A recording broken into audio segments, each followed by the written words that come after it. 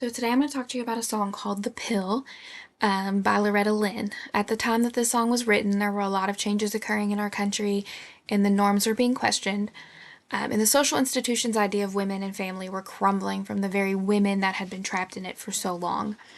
The 1970s was a part of the movement in women's rights, with Roe v. Wade passed in 1973, and the UN recognizing National Women's Day in 1975.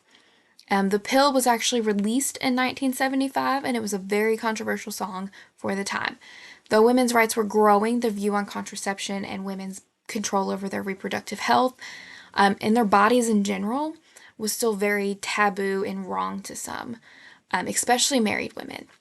The views on this to this day are still very torn, and I find that this song is coming back full circle in today's world in the current threat to women's reproductive health right now.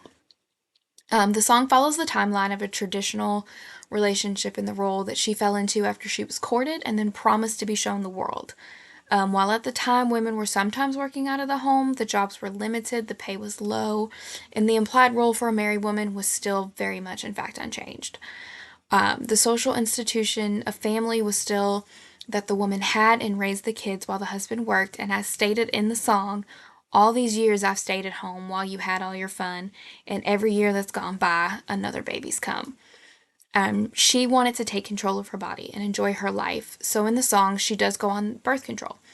She wants to find herself outside of this traditional construct she found herself in with marriage, and instead of sex being for him, it was now for her to enjoy as well.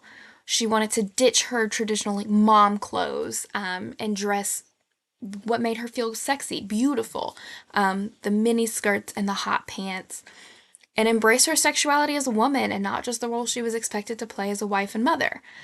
These things were still seen as taboo for women in those times, and honestly, still to this day in some respects. With the repeal of Roe versus Wade and the current threat to women's rights, the song is a reminder of the women before us that stood against these social constructs and really fought hard to get us what we have now. And marriage for women has never been the same for men. The expectations and roles for women generally include bearing and raising the kids and household labor.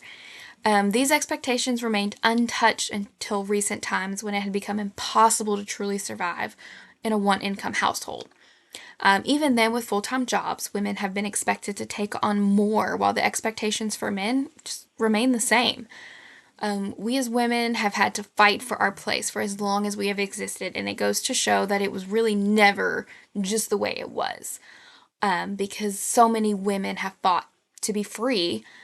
This song is far from new, but I feel the message still holds a very strong meaning still today, and she's speaking to a whole collection of women, both then and now.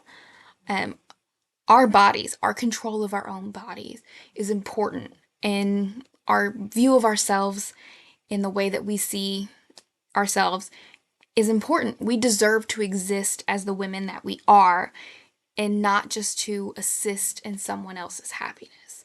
And I think that this song goes a long way in explaining that, and it shows the story of a woman who grew up in a very traditional time, finding her way as just as a woman and being herself. And I think that that's great. Thank you.